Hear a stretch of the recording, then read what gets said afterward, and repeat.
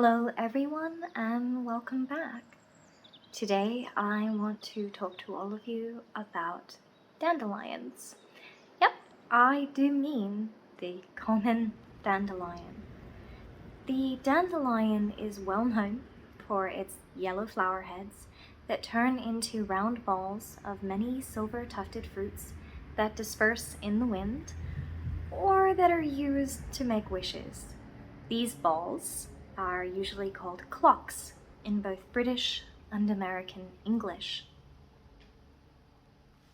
The Latin name for dandelion is Taraxacum officinale. Its common names include dandelion, common dandelion, dandelion, which is French for lion's tooth and is where it actually got the common name of dandelion, which is meant to describe its jagged leaves, and piss in the bed, or pissenlit in French, on account of its diuretic effects when eaten. It is also called cankerwort, lion's tooth, priest's crown, swine snout, white endive, and wild endive. Dandelion is found throughout the northern hemisphere. It is very common on grasslands and thrives also on cultivated soil. It is suitable for sandy, loamy, and heavy clay soils, although it does prefer well-drained soil. It will grow in mildly acidic, neutral, and alkaline soils, but does best in heavily alkaline soil. It can grow in woodland, dappled shade, or in full sun, and it prefers moist soil to dry soil. Dandelion is a flowering, herbaceous perennial plant of the dandelion genus in the family Asteraceae. It is hardy from zones 5 to 9, and it is not frost tender. It is in flower from April to May, and the seeds ripen from May to June. The species is hermaphroditic, as in it has both sex organs needed for it to reproduce, and it is pollinated by insects. It can also produce asexually, as it is apomictic. It reproduces by seeds formed without sexual fusion. The plant is self-fertile. Dandelion grows from taproots, most of which are largely unbranched, so you'll generally find one long taproot rather than multiple long taproots. It produces several hollow, leafless flower stems. The flower stems are typically 5 to 40 centimeters, 2 to 15.7 inches tall, but may be up to 70 centimeters, or 28 inches tall. The stems may be tinted purplish or reddish. The stems may be upright or lax. The stems may be smooth or be sparsely covered with very short hairs.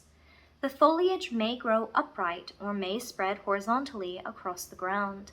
The leaves have petioles that are either unwinged or very narrowly winged. The leaves are all basal, meaning that they grow at the base of the stem.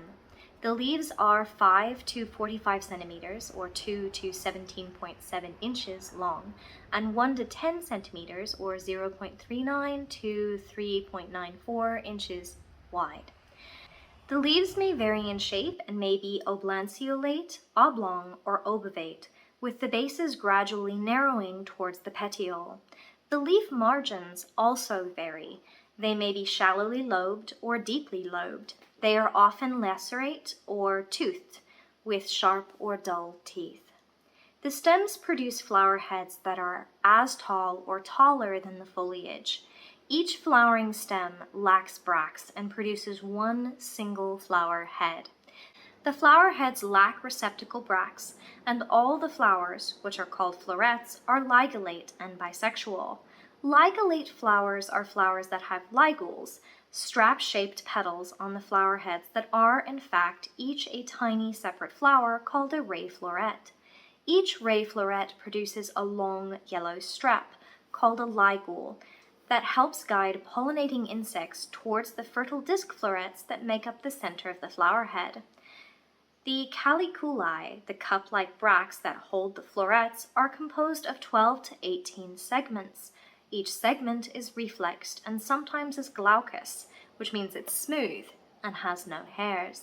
The florets number 40 to over 100 per head, having corollas that are yellow or orange-yellow in color. This creates that puffy dandelion flower appearance. The plants have a milky latex present in the stems and in the foliage. The fruits, called cypselae, may be olive green, olive brown, straw-colored, or grayish. They are oblanceolloid in shape, 2 to 3 millimeters, or 0.079 to 0.118 inches long, and have slender beaks with 4 to 12 ribs that have sharp edges. The silky papae, which form the parachutes that carry the seeds, are white to silver white in color and around 6 millimeters wide. This is what many children blow on, which then spread the fruit and the seeds. Basically, that puffy head that everyone, as a child blew around their yard is actually a bunch of little parachutes carrying the fruits and therefore the seeds around. This plant has been mentioned in some books on poisonous plants, but the possible toxins may be very low in concentration and toxicity. There are reports that some people have suffered dermatitis as a result of touching the plant, which is likely due to some people having a latex sensitivity and reacting to the latex present in the plant. The flowers, leaves, and roots of the dandelion are all edible. Dandelions may be foraged in the wild or grown purposefully in gardens or on farms as a leaf vegetable. The leaves, called dandelion greens, may be eaten cooked or raw in various forms. They have a similar taste to mustard or turnip greens, although they are more bitter and less spicy. The plant is less bitter and sweeter in winter, and exceedingly more bitter during periods of high heat, such as in summer. Usually, the young leaves are eaten raw and the older leaves are cooked. Blanching or wilting the greens makes them less bitter, although it may also reduce their nutritional content. The leaves are high in vitamins A, C, B1, and B2, as well as calcium, magnesium, iron, phosphorus, and potassium. Dandelion flowers can be eaten raw or cooked. Unopened flower buds can be eaten raw, cooked for use in recipes in place of asparagus buds, although again, they're slightly more bitter, or preserved in vinegar and used like capers. Dandelion flowers may be used to make dandelion wine, syrups, or flower jams. All green parts should be removed when making wine or other sweet materials, as they are bitter. In certain areas of Poland, dandelion flowers are used to make a honey substitute syrup, generally with added lemon, called May honey. Dandelion stems may be used in recipes in place of asparagus. They are more bitter and cook much faster, so recipes should be adjusted. Dandelion root may be eaten raw or cooked. They are very bitter, with a turnip or carrot-like flavor that is a little earthy or chocolatey, especially when roasted. The leaves and roots are used to flavor herbal beers and soft drinks. The roots can be cooked like carrots or used to make a hot water infusion that is a stimulant that is caffeine-free. The roots can be dried, roasted, and ground, again for use as a coffee substitute, that is nutty, earthy, and somewhat bitter. It is often combined with cacao. Dandelions were well known to the ancient Egyptians, Greeks, and Romans, and they have been recorded for use in traditional Chinese medicine for over 1,000 years. All parts of the plant, but especially the root, are slightly aperient, cholagogue, depurative, strongly diuretic, hepatic, laxative, stomachic, and tonic.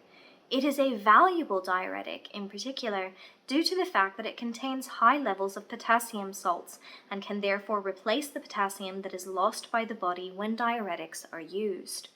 In high doses, the leaves are laxative. They also contain high doses of necessary minerals for the treatment of dehydration. The root is also experimentally cholagogue, hypoglycemic, and a weak antibiotic against yeast infections. The roots are especially effective as an adrenal rebalancer and stimulant. The dried root has a slightly weaker action.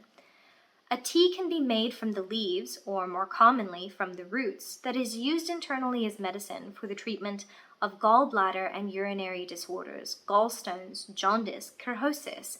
dyspepsia with constipation, edema associated with high blood pressure and heart weakness, chronic joint and skin complaints, gout, eczema, and acne. The entire plant has a moderate antibacterial action and may inhibit the growth of Staphylococcus aureus, pneumococci, meningococci, Bacillus dysenteriae, B. typhi, C. diphtheriae, and more.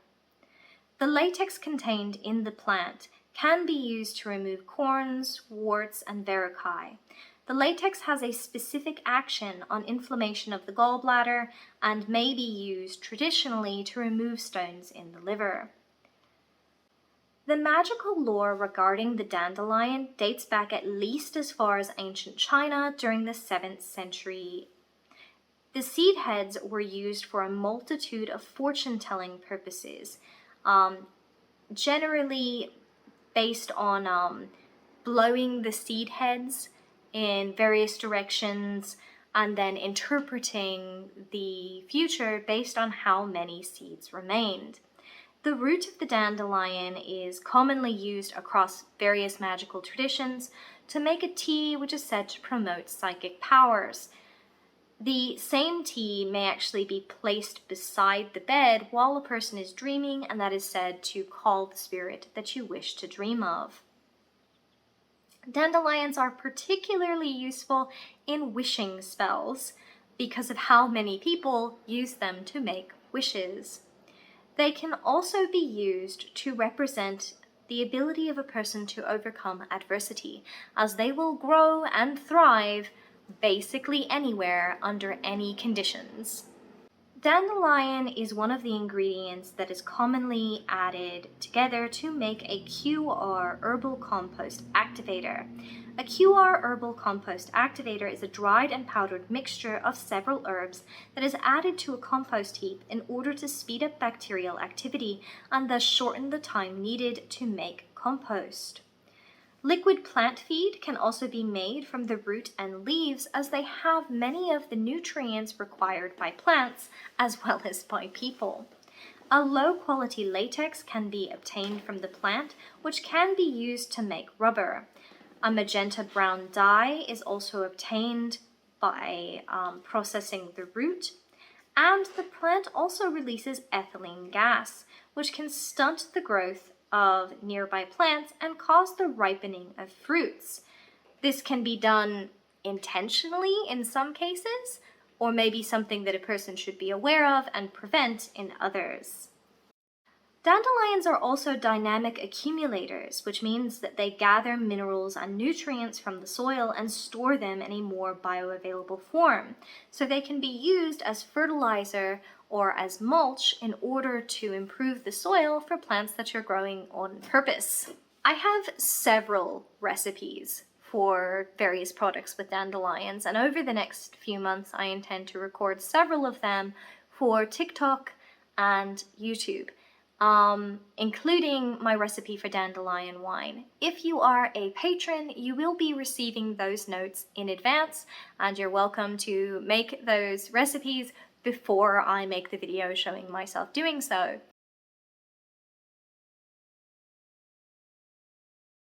My partner has come out in his very stylish eye patch to remind me that I need to hydrate. Thank you. You're welcome. Love you. Love you.